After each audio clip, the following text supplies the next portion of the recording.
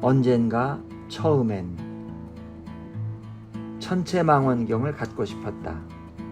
밤하늘의 무늬를 즐긴다는 것은 얼마나 비밀스러운 일이며 할 수 있는 일 가운데 얼마나 이쁘고도 큰 사치인가. 그렇게나마 먼 우주에 한 발이라도 들여놓고 싶은 충동은 또 얼마나 갸륵한 일인가. 뭔가를 보고 싶어서라기보다는 그저 하염없는 아름다움 속으로 빠져들고 싶었다. 중학 시절 별 관측 동아리에 몸을 담은 적이 있었는데 나중 생각해보면 그때 거기서 만난 별들을 통해 더 가까이, 좀 더 가까이 보지 않으면 아무것도 보지 않는 것과 같다는 진리를 어렴풋이 배우게 된 것 같다. 그러나 밤을 지새우는 일은 나하고는 맞지 않는다는 걸 알았다. 사람 마음을 훔쳐보는 재주를 갖고 싶었다.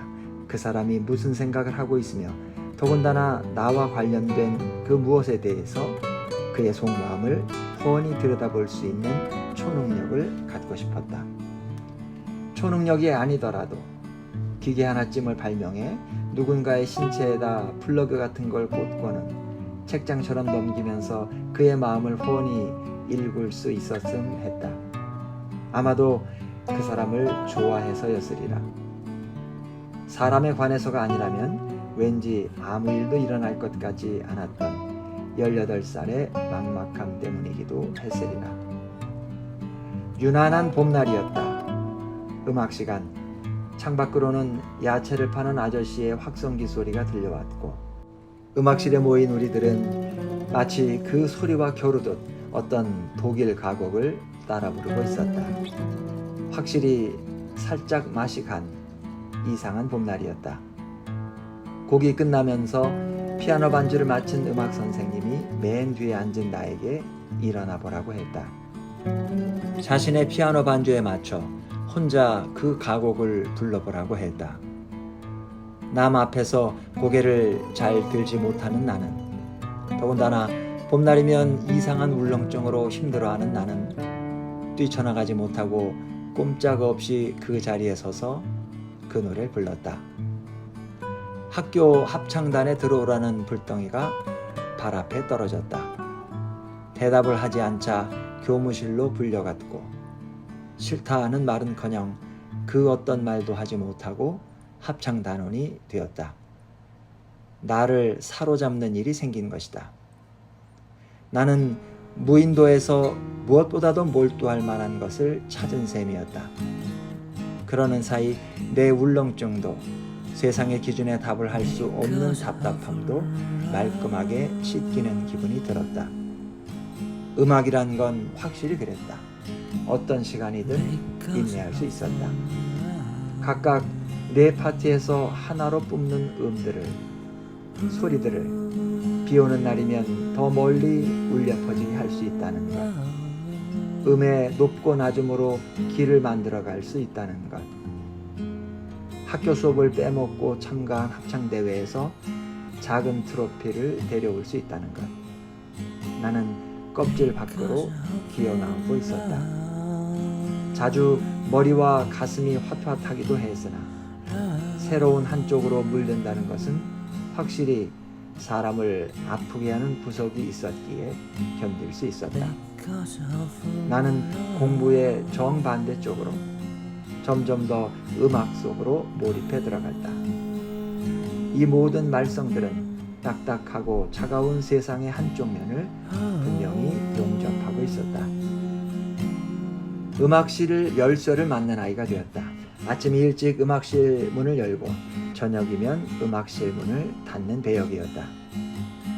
이른 아침 음악실 문을 열고 창가에 앉아 빠른 속도로 변하는 잎들의 덩치를 지켜보기도 하고 건반 위에 한 손을 올려놓고 내가 원하는 세계를 낙서하기도 했다. 음악실 한쪽 방에는 싸구려 교재용 악기가 놓여 있기도 했는데 아무도 시키지 않았으나 그 방으로 들어가 악기들을 하나씩 닦기도 했다. 아무도 시키지도 않는 일을 한다는 게 제법 나다운 일이라는 걸 그때 알았다. 행복은 문지르고 문지르면 광채가 난다. 너는 음대를 가도록 해라. 음악 선생님의 말에 역시도 난 아무 대꾸도 하지 못하는 아이였다. 그 말은 무엇보다도 무서웠다.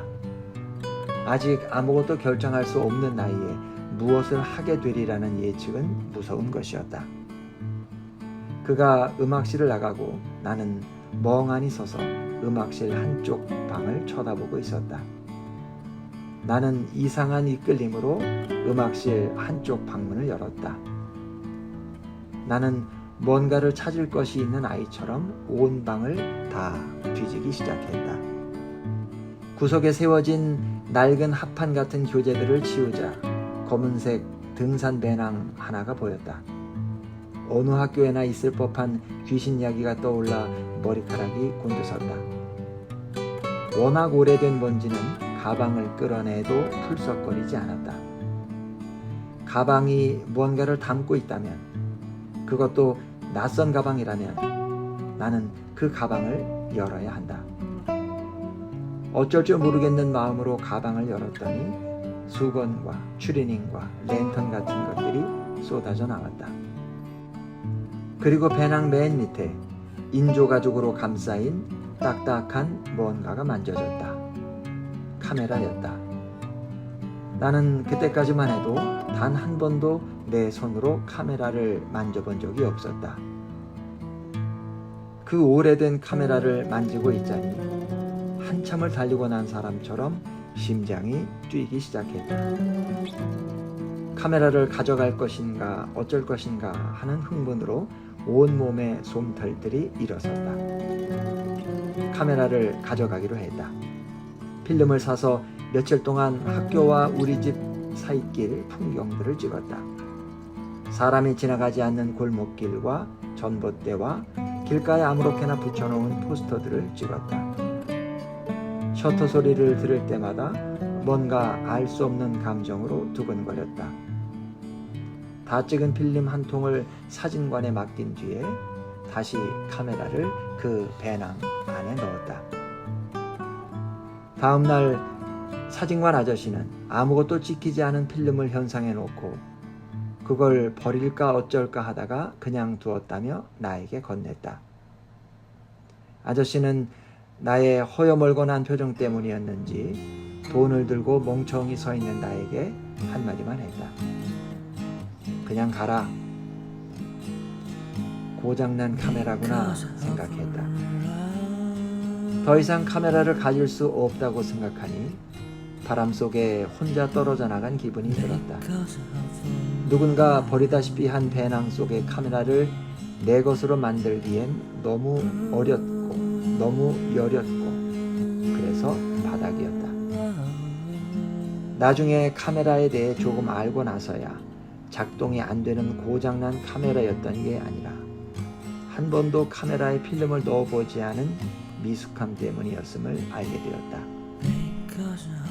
몇 차례 합창대회가 연이어 있었고 나는 여전히 교과서 대신 악보를 보는 아이였지만 내 그림들은 찬란한 햇빛을 받아 그런대로 그럴싸해지고 있었다.